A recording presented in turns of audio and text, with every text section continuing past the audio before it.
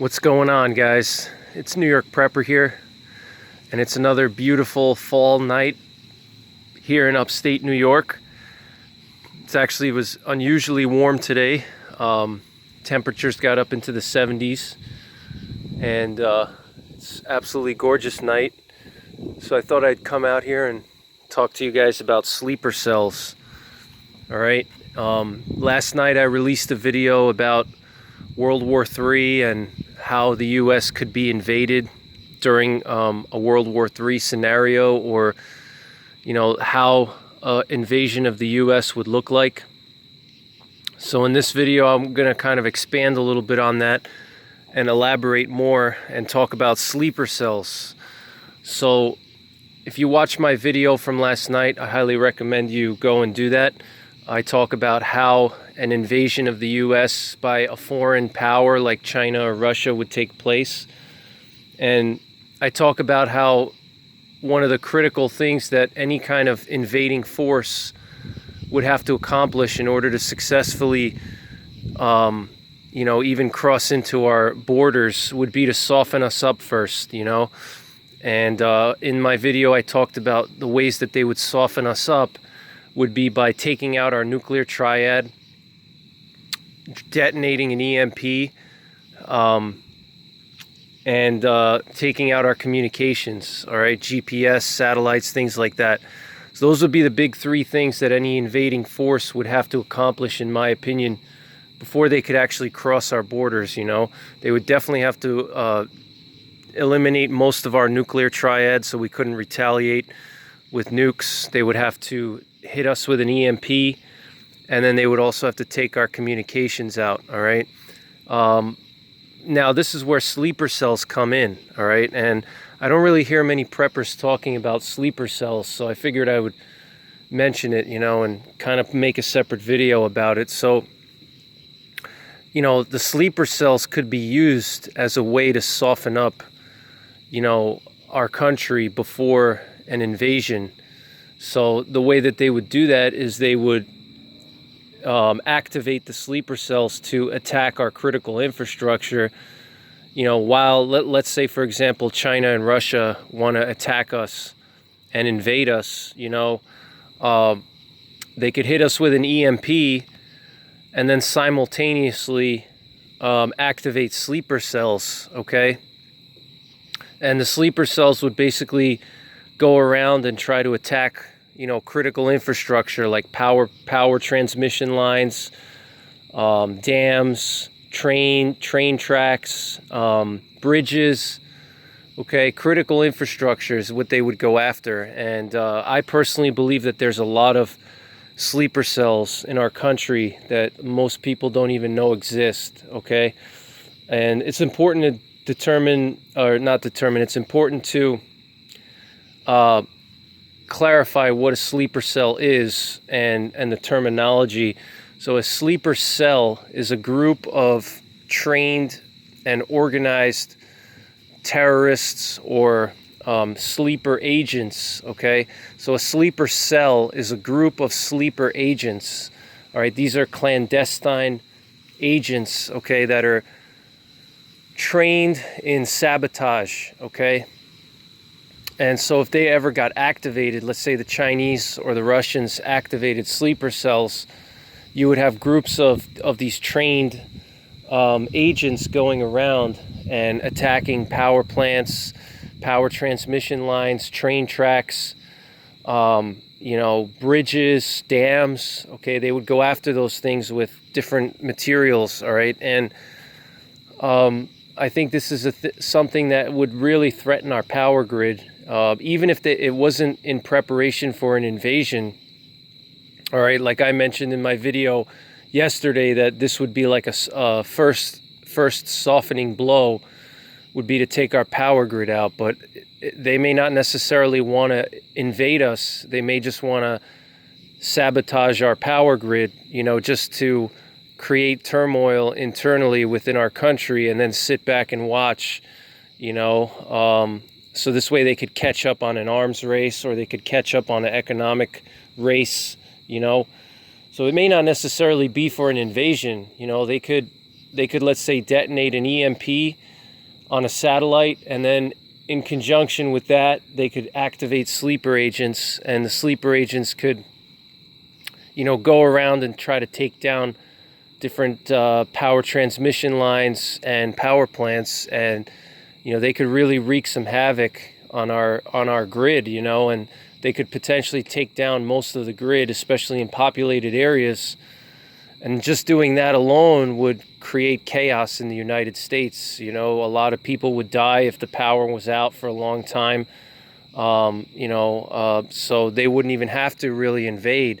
If they took our power out, they would just sit back and watch us deteriorate, and they wouldn't have to even send any troops here.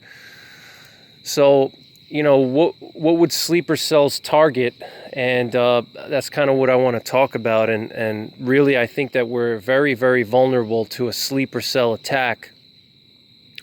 And I don't think a lot of Americans realize that. I think that we are extremely vulnerable to a sleeper cell attack. We don't have proper security measures in place to protect a lot of our critical infrastructure, especially power transmission lines. To me, are one of the weakest, most poorly secured critical infrastructure that we have in this country. Are power transmission lines. All right, obviously power plants and substations, many of them have security nowadays, and armed guards, but the power transmission lines are not really secure. I'm sure a lot of you guys in your neck of the woods, wherever you live, I'm sure you have some big, power transmission lines, and those power transmission lines are basically huge, high voltage lines that, transmit power across multiple states. Okay, they're like the interstate highways of electricity, and if those transmission lines get taken out somehow, it's going to cut the power to a huge area. Okay, and we could only look back at recent history. In 2003, here in the Northeast, we lost power, and it was blamed on a substation in Quebec. And all it took was that one substation to be taken down, and it wasn't feeding the power down into the Northeast, okay? So what I'm saying is that a sleeper cell, what I think they would potentially do is go after our power transmission lines. I think that they would try to take down some transmission lines. And again, guys, they don't have to take the whole thing down.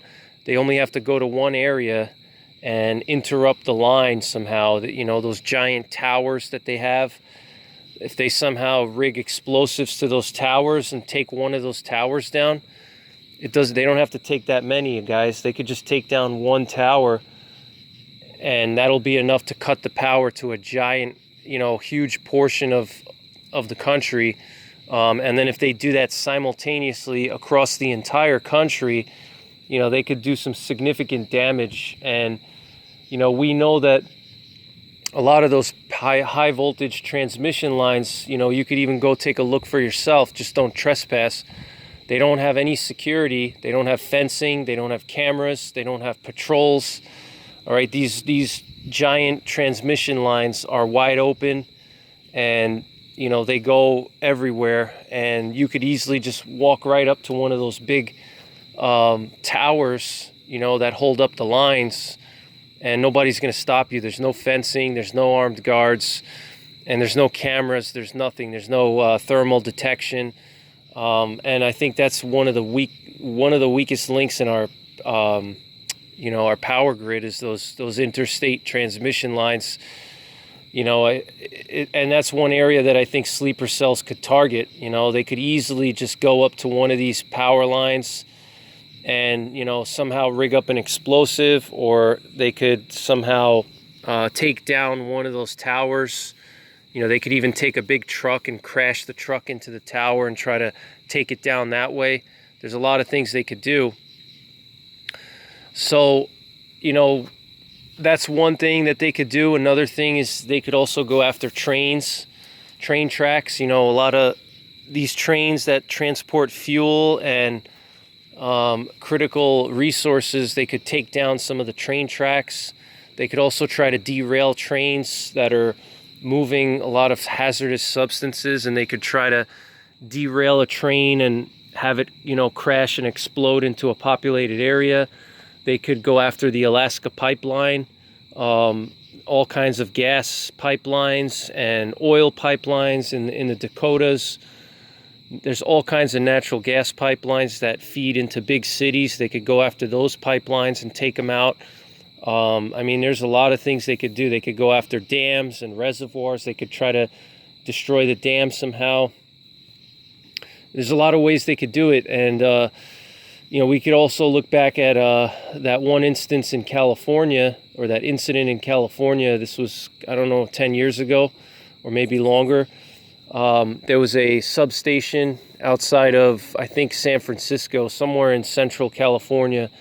There was a substation that was attacked by who knows, nobody knows who. Probably some kind of sleeper agents, but this substation, many of you guys may remember, these sleeper cells were opening fire on it, and they were shooting at the substation. They shot like hundreds of rounds of ammo.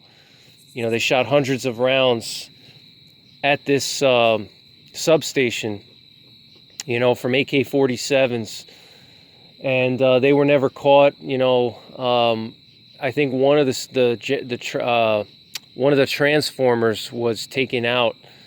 So they were shooting at the transformers, and they think it was an AK-47. AK-47s is what they were using, and they were shooting at the transformers. And I think they took out one, but they were able to reroute the power around that transformer, so it didn't cause any major effect. But that's just one example. These were maybe 2-3 guys with AK-47s, and they could have taken down the whole power grid in California, to all the central California area. Not just the transmission lines, but they could go after the transformers, the substations.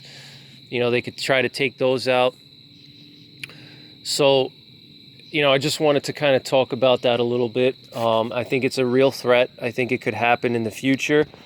I think an EMP is a possibility as well. I think there's a lot of EMPs on satellites right now that are flying over us, and at any time they could be detonated, and once they're detonated, they would wipe out the power to a large area. It may not wipe out the entire US, as far as power goes, but it could wipe out, let's say, the Northeast or the Southeast, depending on how strong the EMP is or where the satellite is positioned.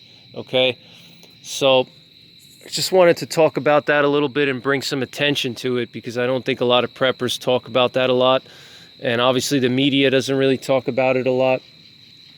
So I think sleeper cells are a big threat, and I think it's something that you definitely need to consider into your preps. That's why we prep, guys. When a sleeper cell attacks and takes down the grid in your area, a lot of people are going to be panicking because they're not going to have food. They're not going to have refrigeration. That's where having canned food and freeze-dried food comes into play. Rice, things that don't need refrigeration, okay? That's where having things like that is going to put you ahead of everybody else who's going to be... People are going to panic, If there's a large power grid failure from a sleeper cell attack, or in combination with an EMP, a lot of people are going to panic, because most Americans, they don't have more than 2 weeks of food in their house. So where are they going to go to get food? The grocery stores are not going to have power. All the food is going to spoil. It's going to take time for the military to deploy and distribute MREs to people, but the military doesn't even have enough MREs to feed 300 million people. So I wouldn't rely on that.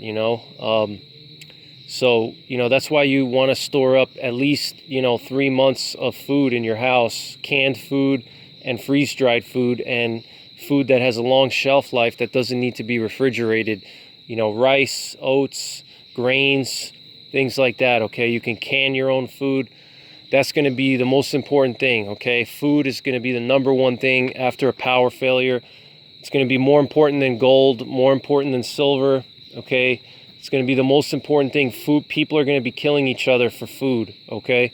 So, transitioning from food and knowing that people are going to kill each other for food, you know, we got to also consider security, okay? Firearms, ammunition, tactical gear, okay? You know, training yourself and practicing your self-defense skills, whether it's barehanded or with a firearm or with a knife or some kind of weapon. You need to train yourself, practice, okay? You don't have to spend thousands on training, but even just going to the range on your own and familiarizing yourself with your weapons and doing some basic drills, having tactical plans, security plans for your area, you know, that can go a long way. So, you know, that's pretty much it for this video, guys. I hope you enjoyed it. I hope you're having a great weekend, and I'll talk to you guys soon. Take care. God bless. And don't forget the 3 Ps: prepare, practice, and persevere.